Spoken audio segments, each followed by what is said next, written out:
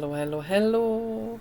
I'm making a beautiful, beautiful rock video for my friend Sandy. And I want this video to be radiating relaxation and peace and love. That's what I want to do with this video here. And I have matching colors with my baby dog today. That is nice. We have matching colors.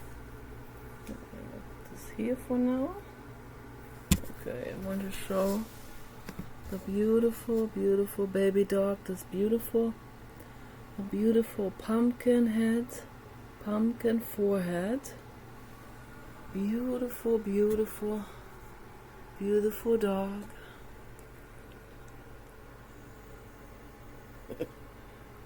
It's a beautiful dog, isn't it?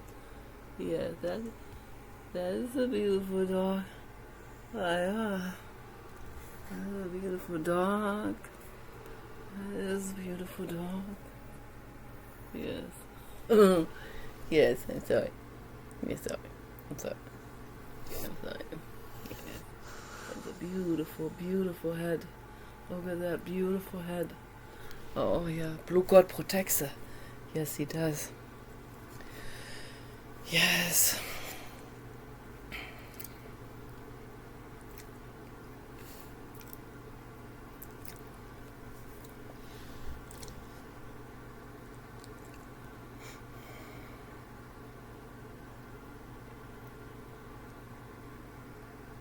This is a beautiful rock that I found together with the papa dog at the beach in the dunes.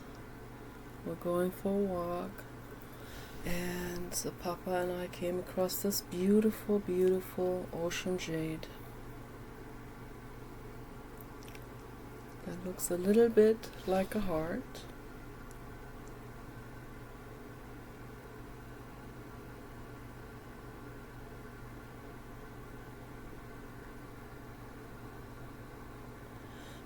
It is gorgeous and it feels nice in the hand, really soft.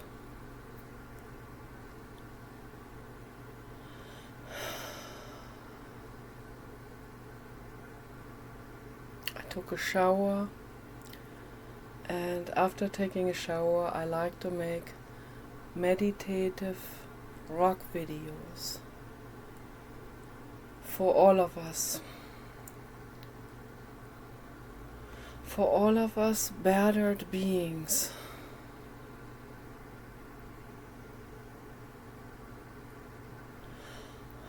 Because it's relaxing and really soothing and tingling. Tingle, tingle, tingle, tingle in the brain. Yes, the baby dog feels that tingling too. He likes that.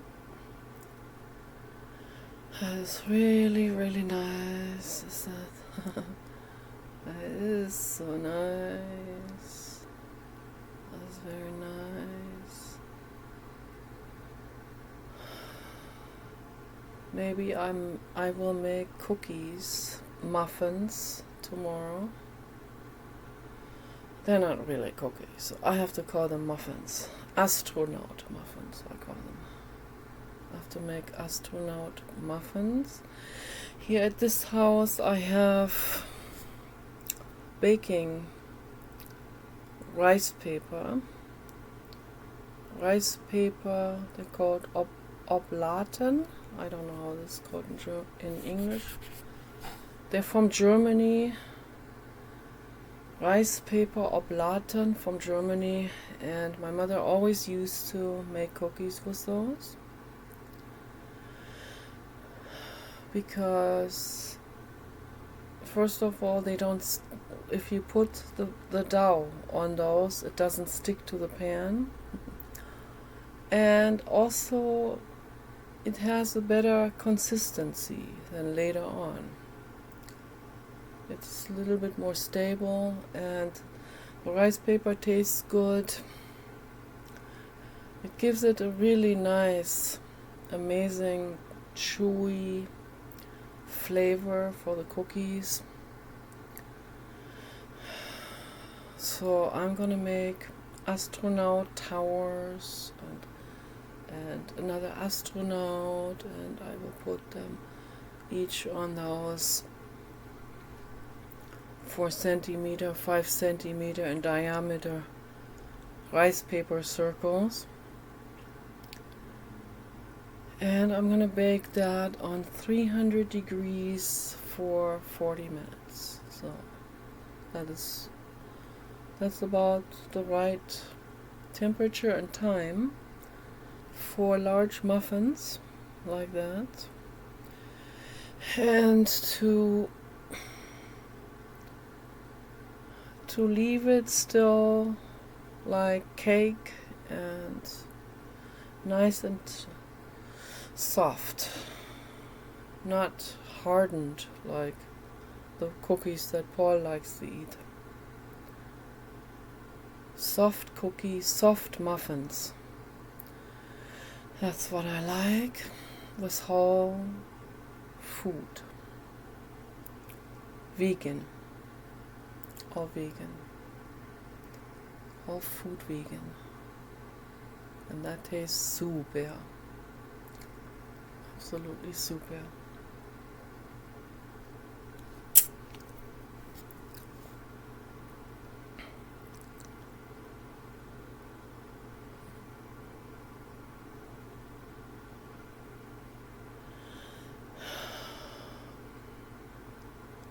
This is the 8 on the side. That is the blue god. And that's very, very relaxing and soothing.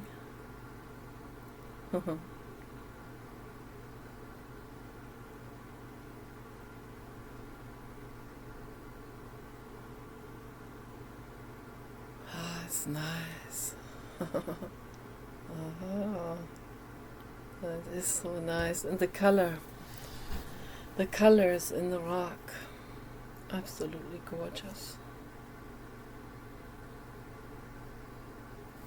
Calcite and jade.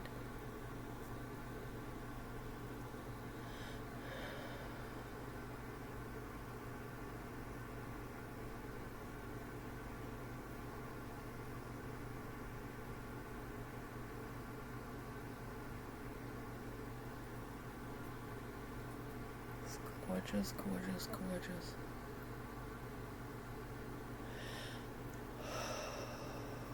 And Paul got me t-shirt paint from Walmart, like a neon green. And I'm going to paint the blue god in dog form tomorrow on that t-shirt that I have up there. That's what I'm gonna do.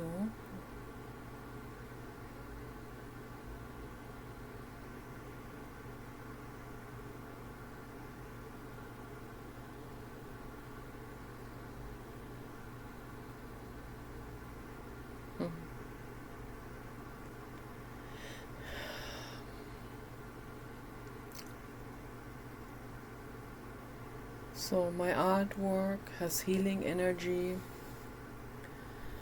and the rock has healing energy, and all of that is sending out infinite power sunbeams of love that are infinitely perpetuating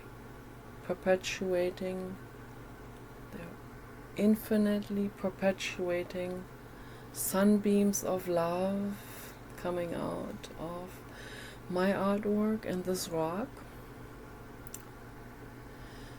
And it is amazing. that we have this.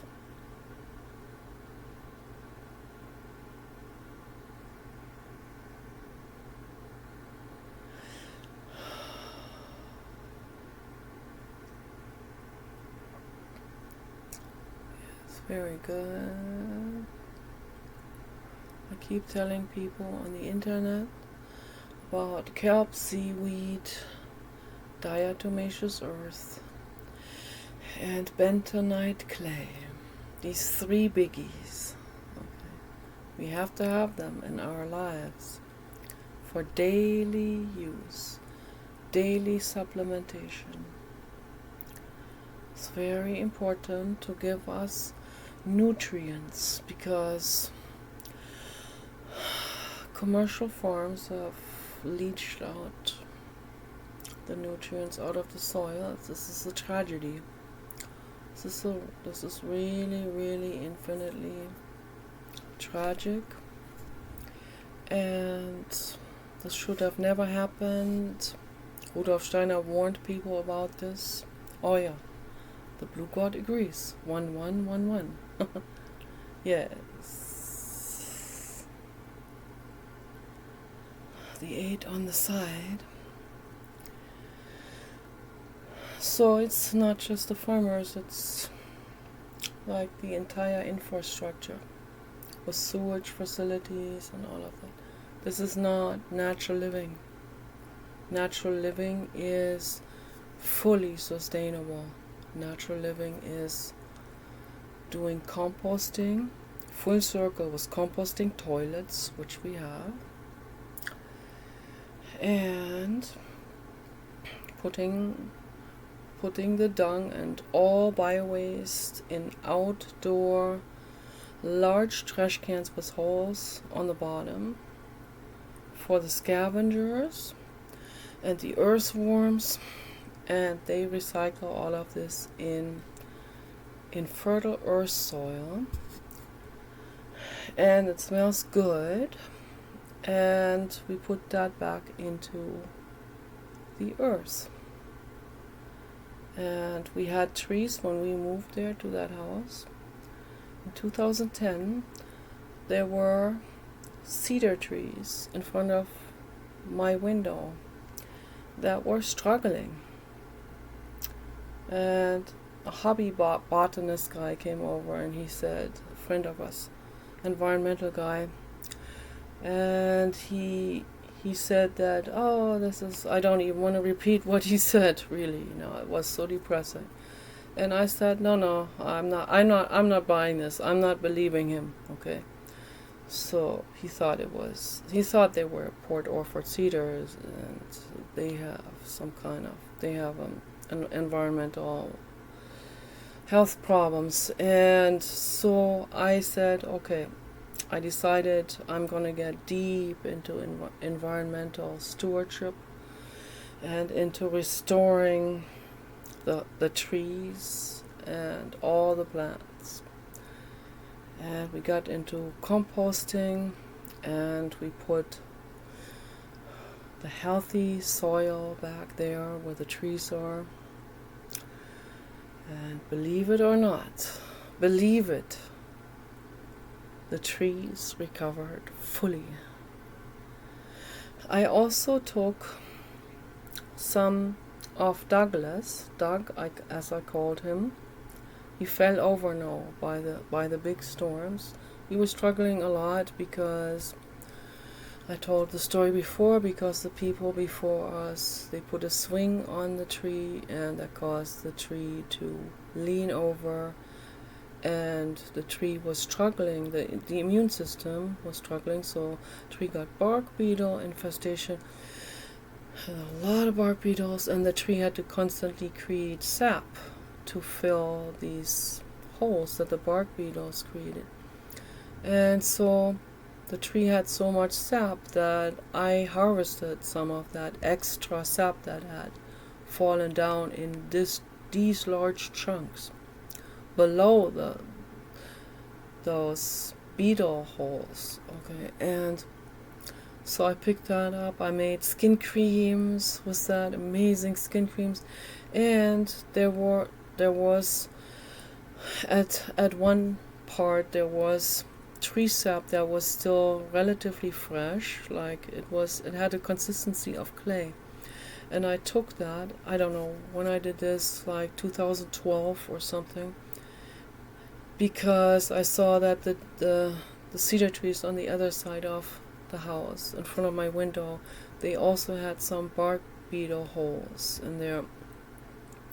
And they were not creating sap for some reason or something. I don't know what was going on there. Or a woodpecker packed into it or something. And then there was this one hole in the tree, and I was worried about it, or there was some kind of branch that had come out that broke off or something like that. So I took that tree resin from dung and I stuffed it deep into that hole of the cedar tree, and the cedar tree really liked that. Those are alive. Most people don't seem to understand that. They carve their names into trees. That's an atrocity. Those are alive. They're live beings. They breathe, they grow, they communicate, they send out energy. Okay? This is amazing. If you create mental stillness, or my message to the whole human species, if you sit with the tree and you quiet your mind, you can feel the tree. You can create a communication base with the tree. It's true. You don't need to take mushrooms for that. Okay? I have never taken any shrooms or LSD or any of these things. Never in my life. My brain is like this naturally, permanently, which is a little bit stressful to say the least. But I have clutter in my brain too, and I have to sit there and I have to declutter that and calm my brain down. And then I can feel the tree. I hug the tree too. So, and I sit with the tree and I feel the tree. I feel what's going on. And the tree really liked that. And with the composting, the natural composting that we did, all the cedar trees recovered. This is really amazing.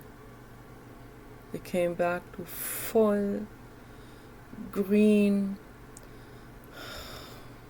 twigs and these cedar type of gummy type of needles, not really needles, but like in between needles and other greenery, almost like a sea vegetable, looks a little bit like that, and all of that came back in full green, like a light green, and I was so delighted. I am so happy about this, and all the plants came back into health and happiness. So since we have moved there, and all that entire wall, the plateau, where there's this one area where there's a wall, and the former people, they planted stuff there, and I don't know what they were all doing, like planting some fruit trees and vegetables, and then when they moved away, all of that grew wild, and there are different forms of blueberry and blackberry, and the Pieris japonica is growing there, and a bougainville is growing there, and many trees. And all of that started to grow really fast and really tall, like 20 feet tall. And it gave us privacy from the neighbors, which we didn't have originally. So this is really good, really, really amazing.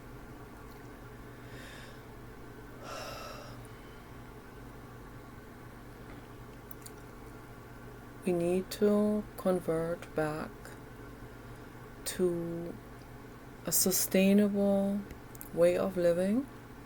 This is not a fad word. This is not some kind of fashion. This is a must do. This is a necessity for this planet. People need to stop fishing. They need to leave the oceans alone. People need to leave all the animals alone. People need to stop hunting.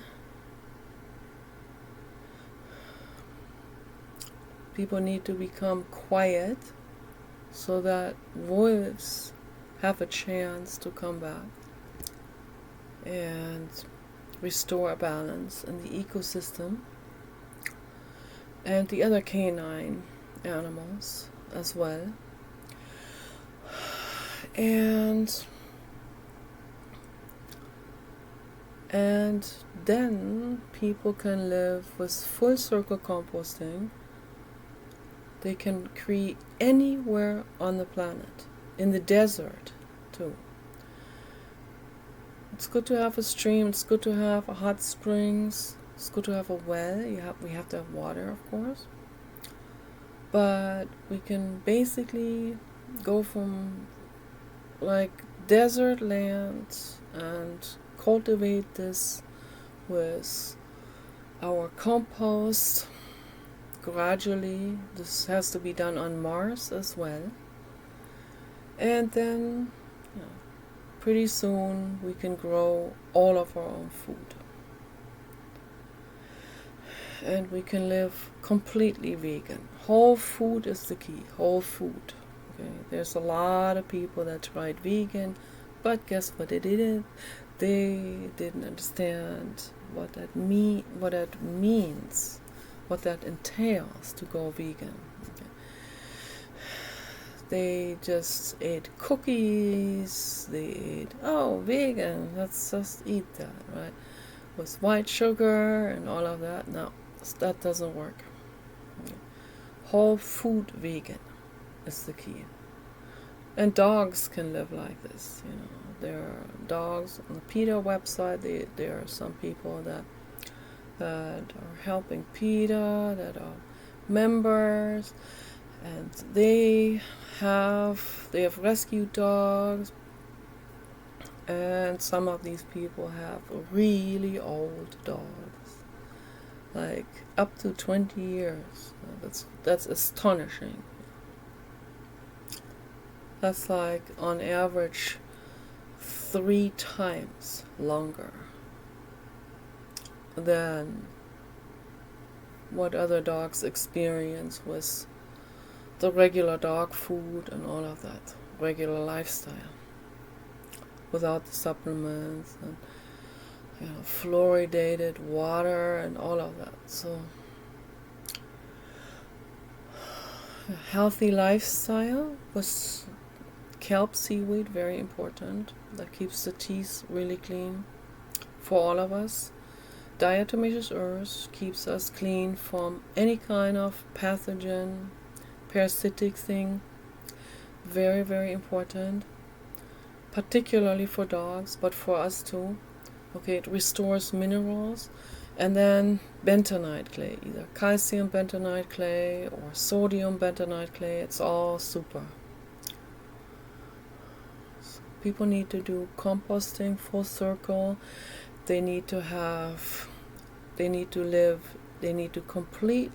completely reform how we live. Not in a house like this here.